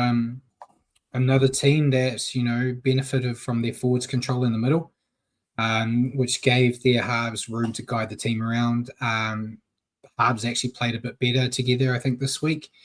Out wide, the backs were running hard and finishing their chances well. They held on in defense as well, where the Knights had a few cracks. Admittedly, the Knights and attack isn't something that you really put together, so that's not really that much of a praise, I guess. But they needed a decent win against a struggling side to keep them in the race for the top 4. Winning by 20 points is a lot better than if they'd squeaked out a 2-point win against a team that's going as poorly as the Knights. So you kind of expect from your bigger teams that in a situation like this, they win comfortably, and that's what they did. So, still a lot of room to improve, but I think, it's more than satisfactory for them here. Your thoughts on the Sharks? Yeah, good solid win. I I thought they got the edge up front, and Brayley feeding front football. Their front rows were having a field day. Their two front rows were the first two try scorers of the game. So I thought they really got ascendancy there. And as you know, Brad, once the forwards do their thing, everything else becomes a lot easier at the back. And I just thought overall that they just had too much class across the park for the Knights. Yeah, and your take on the Knights? The tough patch definitely continued here. Hopefully that lasts at least another week. At least they managed 3 tries this week, which is a slight improvement on what they've been dishing out. But they're defending poorly too. They're just overall playing poorly at the moment. Saying that, they'll probably talk them into a form turnaround this week. Hopefully not. Bounce back this week. Yeah. Yeah, their fall from grace continues, plagued by poor discipline and defensive errors. They struggled in the ruck, allowing Cronulla to dominate while they just missed tackles and had bad reads on the edges, which led to easy points for the Sharks. Mistakes at key moments stopped any attacking opportunities, keeping them as the worst attacking team in the NRL right now. A team severely lacking in confidence right now, and their draw does not get any easier with a trip to New Zealand this week. Thankfully for them, it's in Christchurch and not at Mount Smart, where the Warriors sometimes aren't as comfortable playing outside of Mount Smart when it's in New Zealand. So that's kind of given them a little bit of a chance, but just shocking. I feel like Adam O'Brien getting the sack's going to help you get that prediction right, mate. I reckon. Yeah. Could be. I reckon he's on borrowed time. And Jacko said Ponga really doesn't look a happy chappy. He was MIA again. I feel like I was watching and I was like, man, if those rumors about the Warriors were true, you're probably regretting saying no. Yeah. I would have jumped off that sinking ship. And Jacko also said O'Brien says they're going okay, just a couple of things to fix. He's delusional. Yeah, in his presser, he was saying, like, for the fans not to get discouraged, as there was a lot of positives coming out of this game. And I was like, there's no positives. The only positive I could find out of this game was probably Greg Marju was going beast mode and scored a try, set up a crazy try with a crazy run. Apart from 1 or 2 players standing out, the rest is just playing so poorly. Just rubbish. Yeah. And your player to stand out? Went with Brayley. Yeah, I just thought his craftiness out at the only half had a couple of try assists. Very good shift. I went with Sam Stonestreet. I love him. I love him. He got a double. He's a great finisher. Did you see the video on social media a few weeks ago about him? There was like a Warriors fan at a session with the Sharks training, and they were getting autographs and stuff, and he was just saying, like, 1 to 10, are you coming to the Wires? And he was the only player that said 10 out of 10, he's coming to the Wires. So I like him for that. I know he ain't coming, but he loves the Wires. But no, he's been playing really well this year. He's making people forget about Mulatalo and the like with his finishing. Yeah. So very impressed and wanted to go with the back, mate. Fair enough. Final game, Easter Monday. Throwing off my schedule. It's horrible. I know. But the Eels defeating the Tigers 38-22. 7 tries to 4 for the Eels. Josh Adokar had 2. Isaiah Iongi had 2. Kelma Tuilangi, Sam Tuivaiti, and Bailey Simonson. For the Tigers, Terrell May, Jareen Bula, Alex Seyfarth, and Luke Laulili. I'm having a tongue twister. Having a nightmare. Yeah. Yours. It's this game cost my multi, mate. I had a late round multi, and this was the one that's going to clinch it. And bloody Tigers. And Simon said before I go on, he said that he likes the game spread out in the holiday period. Yeah, I like it too. It's just I do my other commitments and stuff as well with the writing and getting notes done for this show as well. And I like to get all my notes all done and dusted and sent to Richie straight after Team Naming Tuesday. And I was a bit late because Easter makes real work crazy too. So I enjoy it for the spectacle of being able to watch it. It's just for the rest of life, it's a bit difficult, especially when you got a partner that actually wants to spend time with you Easter and stuff. Yeah, I know how it goes. Yeah. I managed to avoid it, mate. I only saw her during the Warriors game at the game. I was too busy with all my other stuff. But yeah, Mitch Moses ran the show. As Bjorn said, it looked like he'd been playing all year. And Jacko said Moses was the difference for sure. 100%. Had I known, we did know Moses was going to play, didn't we? Yep. He was named. Yeah, I was going to say, if I'd known he was playing, I would have picked him. But we did know and I didn't. So that's just me trying to cop out of making a bad pick. But yeah, the Eels look like a completely different outfit with him out there. The attack was more dangerous and they suddenly had scoring threats all over the park. I think Josh Adokar was probably thanking the Lord above for Moses coming back because he can actually play football again. And their defense held up pretty well, forcing some big turnovers and stopping the Tigers from making a comeback. Still early in the season, so if Moses stays fit, who knows how high the Eels can climb. Yeah, Jacko said front row logic, Brad. I knew, but I forgot. I mean, there's too many head knocks in the career, mate. You know, you forget things from time to time. Your take on the Eels? Yeah, I think we spoke a few weeks ago on the show saying Moses is a big loss. This is when the Eels are losing by 30, mind you. Moses is a big loss, but he probably wouldn't make 30 points of a difference or that much of a difference. Well, he really did. He really did. They look a completely different side, as you guys have all said. It made the world a difference. They look like a different beast with him there. So whether or not that gives the confidence to them to go on a bit of a run, but yeah, he just opened up everyone else around him, and everyone else lifted their levels. So I definitely picked the Tigers, but yeah, they looked a lot better. Yeah, it's still early days. Like they're dead last still. Spoilers for later, but they're on 4 points. Top 8, bottom of the top 8 is 8 points. So they're like 2 wins away from the 8 at the moment. You know, they string a few wins together. A few of those teams, you know, Warriors, Broncos, Sharks, Dragons, Rabbits, they're all could just be as guilty as dropping a few. They shouldn't as well. You know, so it isn't like completely over for them, and I still don't think they're going to do that well, but strange things happen, and I need some teams down there to start getting better so my Dragons can fall to the bottom. So we'll see. Yeah, and Jagger said Brown's totally different player with Moses at 7.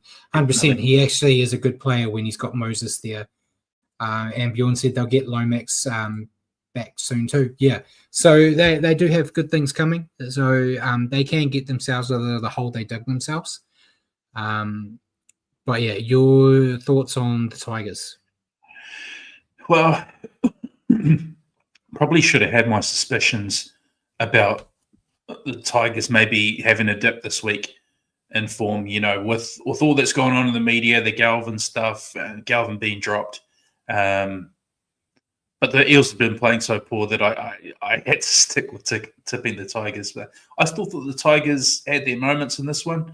They were in the game for the most part. The Eels did score twice late to blow it out a wee bit.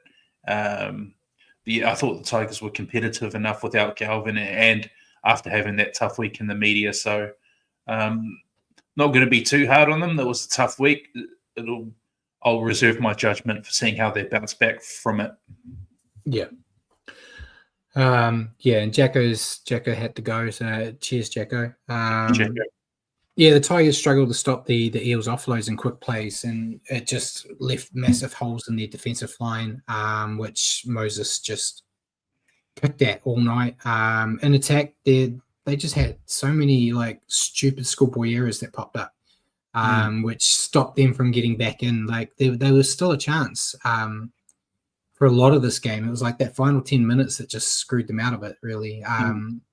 or screwed probably the wrong way, that they just stuffed up.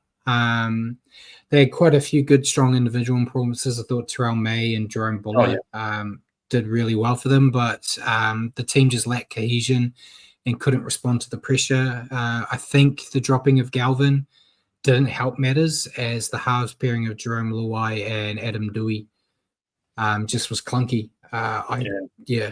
They've not made that mistake. I think Galvin has been named to come back this week, hasn't he? Yeah, he has. I understand the decision to drop him. But yeah, it probably didn't help their chances here. Who's to say he might have been out there, and with all that news, it still may have been the same issue. So yeah, we'll see if they can bounce back. But your player to stand out? Had to go Moses, 100%. Yeah, I went Moses too. How could you not? He felt like the difference in this game. So yeah, well done, Eels. So now let's see if Brad can do this right. We'll go to the ladder. I still don't know how Paul zooms in, mate. Like he does. Oh. I can't do it properly like he does. I can see it big enough on my screen. There we go. I'm zooming in at the moment. So you did top 8 last week, so it's me now. Bulldogs still number 1. No change. Storm haven't changed either, despite the loss, sticking at 2. Raiders have moved up to 3. The Warriors have moved up to 4. Broncos moved down to 5. Sharks moved up to 6. Dragons up to 7th, and Rabbits down to 8. Cowboys come in at 9th. Dolphins have moved up to 10th. Manly dropped to 11. Tigers have dropped to 12th with that loss. Titans dropped to 13th. Knights to 14th. Panthers have moved up to 15th. They're in foreign territory. Roosters 16th. Eels last place. Yeah, still a few surprises. I didn't expect the Bulldogs, Raiders, and Warriors to be in the top 4 at this point of the comp before the season started. We'll take it. Didn't expect the Panthers to be down the bottom 4. I expected teams like the Sharks and that to be up. And then Bjorn said, let's get a Dragons win on Friday so Roosters go bottom of the table. Oh, that'd be nice. It would be nice, but I don't want to see the Dragons win. I don't know. Enjoy the ride while we've got it. I'm a bit more confident in the Warriors being a finals team this year than I was a few weeks ago. Definitely. So, yeah, it's still early days, though. A lot can change. We'll move to fantasy. I don't know. You can never bloody see these things. Another shit week for you, mate. You got 744. Nothing changes, mate. No. Yeah, I've got 845 on the picture that no one can see because it's not great. But yeah, I told you before we went live on air, in my league, I'm on a 5-game losing streak. I'm 2-5 now. So the early exits of Plath and Howarth screwed us both over, I believe, didn't it? Yes, we both had them. Did. Yeah, and the one week I don't pick Cleary as my captain. He has a barnstormer. So yeah, disappointing there. And now we'll go to the tipping comp. How are we equal last? Dead last. Yeah. So ACT Hellcat still another great run. Not a lot of big scores. Biggest score was Harry Poppins on 5. Everyone else got 4. Except for myself and the Urk, who got 3. So two lows there. So ACT Hellcat still number 1. Michael Parzudo number 2. Bjorn's 3rd. Harry Poppins 4th. Simon's 5th. We got Mac at 7th. Your boy Hammer is up at 9th, and then you and me, mate. I'm 12th and you're 13th. Dead last. We're doing so well this year, mate. I can't pick a game to save my life here, mate. So yeah, shocking from both of us. We're letting the side down. I sent that picture to Paul earlier in the week, as you know, and said I don't know what are we doing even hosting anymore? Thankfully, one of my mum's friends used to watch the show back in the day, and she used to do multis on my picks because I was always doing pretty well on the picks. And yeah, now I don't know what happened. These upsets are screwing me every week, mate. There's always one or two games that no one predicts. That's tough. It's tough. But yeah, even seeing like the guys that are doing well are getting 4 or 5. And you'll see we're tipping like that. You boys will get a gig on NRL 360. I'd love to get on 360, mate, but I can't stand Braithen Astor, and I feel like it would just go. The best move was Braithen Astor getting the job with 360 because he is one of the dumbest commentators on the planet. Yeah. And that's including guys like Blocker Roach.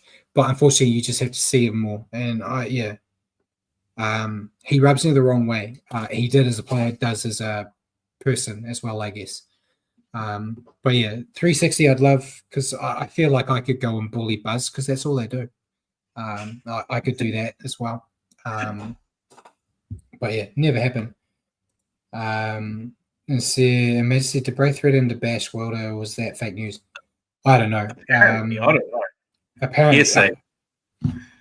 Braith couldn't bash anything. I think he still won the award. Didn't he have the record for the most voted by the players in the NRL Rugby League Week surveys, where he was like the overrated player, most voted by like his peers.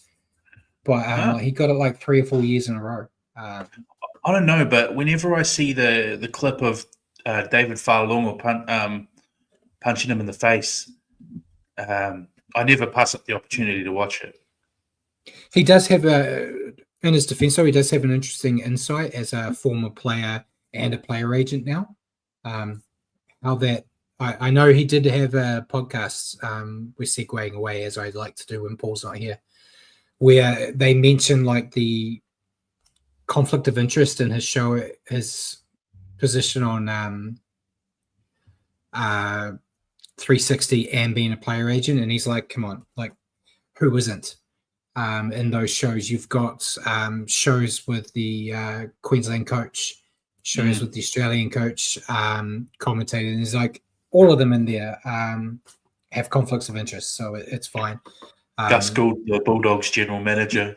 Yeah, exactly. Yeah. And he's got a podcast and several shows and stuff as well. So I don't give him too much grief on that. And he is getting better with not just glazing his own players. Like, it was a bit much with the Elias stuff last year, where he was acting like Freddie Lussick needed to be eliminated from the game, saying like you can't have a thug like that in the NRL because of a charge down that ended up with a broken leg. And Amanda said, he was rated overrated in Rugby League Week for a few seasons. Yeah, it felt like 2 or 3 years in a row he got that tag. But yeah, that takes us to questions, mate. And as always, we've answered questions all the way through. So I'll go with my one first because your one's a bit longer. We're only a few weeks away from the returns of Dallin and Roger for the Warriors. When that happens, what are you doing with Tane Tuapiki? All right, so Dallin and Roger out to the wings. Love to see Tane Tuapiki retain fullback as we were talking about earlier. Then that just leaves what happens in between the outsides. So Ali Leataua, I'd love to see us persist with him and keep giving him game time. Then it leaves one centre position you choose between Pompey, Chance, and Rockaberry. And to be honest with you, I'm fine with whatever way you go for that last spot. Yeah, it's a sit on the fence moment from you. We expect them every I've always been a big fan of Rocco, but then Pompey is great depth to have, isn't he? Because he can come on centre, wing, and he's going to do your job. He gets a lot of hate, but yeah, I don't know. Okay, you don't want me to sit on the fence. Tane fullback, yes. Dallin, Roger wings, Ali Leataua, Rocco Berry centre, and the halves we stay as they have been. So you're sending the recently re-signed Chance to reserve grade. Yeah. Yeah. I don't know. Yeah. Yeah, it doesn't feel right, but there's just too many. It's a good problem to have, to be honest. Yeah. I've got Leotawa and Chance as my centers, Tane at fullback. If that works or not, I feel like I feel Chance goes all right at center. So yeah, that's what I would do. But we know it's not going to happen. Chance will be fullback. Those guys will go in. Tane will go to reserve grade. That's what it will happen. Your question for me? Almost like the forward pack version of your question, but maybe I've been a bit mean and asked you to name more players. But we've seen some really great. Yeah, sorry. It is what it is. We've seen some really great signs from our young up and coming forwards. We've spoken about them. Has your best possible forward pack changed since the start of the year in your mind? If everyone's fit and available, who is starting, who is bench? For the forwards only. Yeah, I actually misread the question. That makes it even harder. I've done my team, but I forgot the part of has it changed from like the beginning of the year.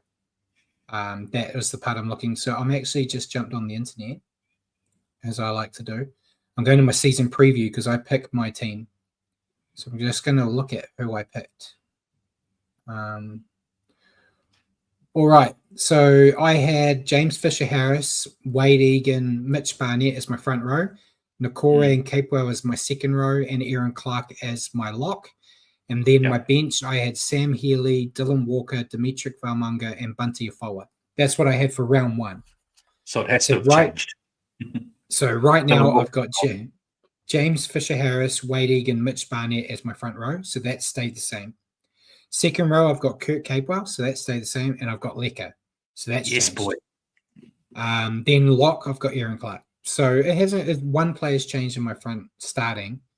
My bench, I've got Sam Healy, which is still the same. Bunty Afoa, which is still the same. Marata Niokore and Jackson Ford. So that's changed. Ford and Valmonga, though, could change. Flip a coin. You could have either. They both have upsides. They both have negatives. So it hasn't really changed too much. It's just Lecker has gone from not being in my 17 to being in my starting. So you're when it comes down to the bench, you're trying to fit Dimitri in, you're choosing between him and Jacko, not him and Bunty. Yeah. Okay.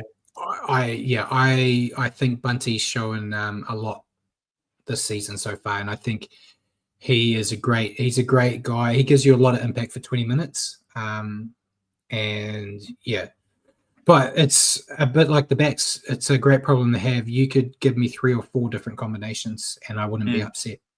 So, I could easily see Ford and Bunty out, Dimitri and Laban in. Even. So what did you go with? I would have gone very similar to you. I made the same change of Niokore out, Lecker starting. I think Marata can do a really good job off the bench, bringing impact, can cover edge and middle. So I like that move.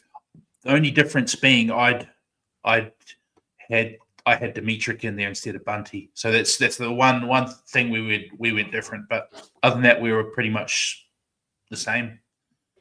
Yeah. And I don't. Yeah, there's not too many wrong answers when it comes to that pack at the moment, with how many players we know can do the job. So, I'm happy with that. So we'll move on to this week's game, mate. Warriors playing the Knights on Anzac Day, down in Christchurch. It should be a good game against the Knights. Thankfully, we don't have the Titans coming to ruin Anzac Day for us again. Look at that. I zoomed. Very nice. So give us the Warriors team, mate. Fullback Chance is named to return after his week off last week. We got Tane and Pompey on the wings. Rockaberry, Ali Leotawa in the centres. Halves, Schnellhardt, Tavita, Luke Metcalf. Forward pack, Jackson Ford starting, Wade Egan, Mitch Barnett. Kurt Capewell, Maratania Kore, Aaron Clark. Interchange. Leka Halasimas moved back to interchange. Bunty Arfour, Dimitri Vayamanga, and Jacob Laban. Yeah, so what do you think of the team, mate? Yeah, good. Happy enough for that. Obviously we've already spoken about it a couple of times tonight about Tane retaining fullback, but at the same time, I think Chance has had a couple of really nice games this year. So, and you know what you're going to get from him, and I think Tane's shown moments on the wing as well. So, I like it. I think it's good enough to get the job done. But I don't want to jinx it because we've got a horrible record on Anzac Day. We do. We haven't won an Anzac Day game since 2014. Admittedly, most of those are against Melbourne. But we had the chance, our first game in a while in New Zealand on Anzac last year, and we got absolutely dominated by the Titans. So, yeah, I think we've got the Knights when they're at the lowest of the low. So if there's any time, we should be able to do it. Yeah, playing the worst attack, everything's kind of pointing towards the Warriors when you would think. But if there's any team that can play a poor team back into form, it's us. So who knows? Knights team, before I ask you who you're picking, we've got Kalen Ponga at fullback, James Schiller and Greg Marju on the wings, Dane Gagai, Bradman Best in the centres, Fletcher Sharp, Tyson Gamble in the halves, Tyson Frizzell, Phoenix Crossland, Leo Thompson front row, Dylan Lucas coming back in the second row with Kai Pearce-Paul, then Matt Croker at lock. Then the bench, we've got Jaden Brayley, Tyrone Thompson, Thomas Kant, and Brady Jones. Thomas Kant had me worried all week about a mispronunciation of the name on a show when Paul wouldn't be here. Yeah. It's a good team. It's a team that's far too good to be playing as poorly as they are. On paper, it's good. Yeah, on paper, it's good. But yeah, I'm going Warriors. I'm picking Warriors here to win. What about you? Yeah, I mean, form-wise, I'm comfortably picking Warriors. The only thing that makes me feel uneasy is our Anzac Day record. But yeah, I think in my review, I picked us by 16. Yeah, I see us winning it fairly comfortably and finally breaking that drought. So yeah, hopefully it pans out that way. Would have been good to go to this game, but I just decided not to. You know, I hate Christchurch. That might give me some hate, but it was like, if it was Wellington or down Dunedin, I probably would have gone because you're in Wellington, so there's free accommodation, and my dad lives in Dunedin now, so there's free accommodation there too. Anyway, I'm cheap and look where I can.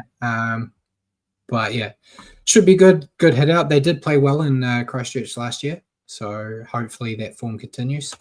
We'll go on to the rest of the round. Look at Brad trying to do this job. Producer Brad. Paul acts like this is hard, mate. Oh shit. I don't know what I did there. Stop playing with it, mate. So first game on Thursday, we have Broncos Doggies. I came into this one, mate, going, I'm going to pick the Broncos. I reckon the Broncos are going to do it. But no, I've changed my mind. I'm going with the Bulldogs.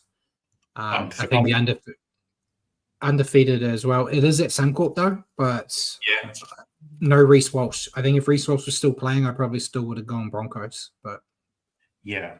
The Dogs have to lose some time, man. It's at Suncorp, but I'm sticking firm with the Dogs on form. Yeah. All right. So hold on. I'm writing these down because I know Paul will want to ignore us and do his own multi anyway. So Bulldogs you've picked as well. First game on Anzac Day. We've got a triple header Anzac Day. We've got Roosters Dragons. I've actually gone Roosters. Yeah. I think they'll bounce back, and they do love this Anzac Day game against the Dragons. They do, and that's why I went the same way. Yep. All right. So Roosters it is. Second game is us Knights. We've both picked the Warriors, right? Yep. Yeah. Oh, man, we're 3 from 3 so far. Paul's going to love it. And then the final game on Anzac Day is Melbourne Rabbits. I've gone Melbourne. Sorry, bunnies. Yeah. Melbourne love to bounce back. They do love a bounce back, and they do love winning on Anzac Day. So Yeah. it's always a big spectacle in Melbourne on Anzac Day. So I expect them to come out.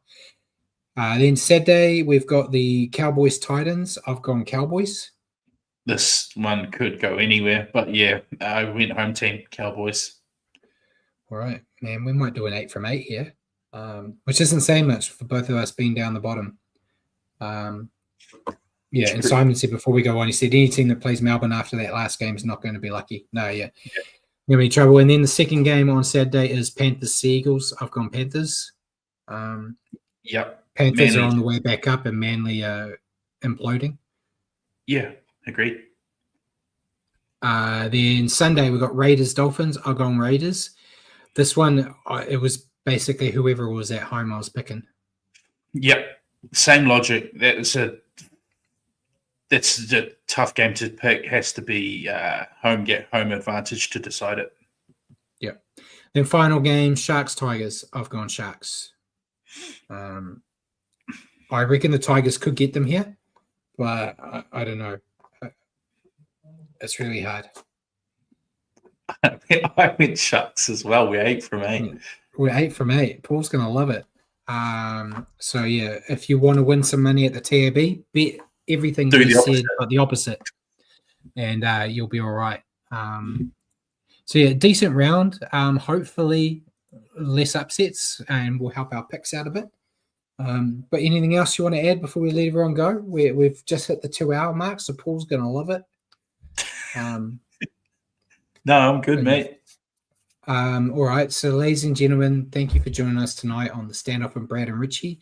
For your weekly update on rugby league, tune into our show next Wednesday at 8 p.m. here on Facebook or on YouTube. Just remember to search for New Zealand Sport Radio. Cheers again for joining me, Richie, and good night, everyone.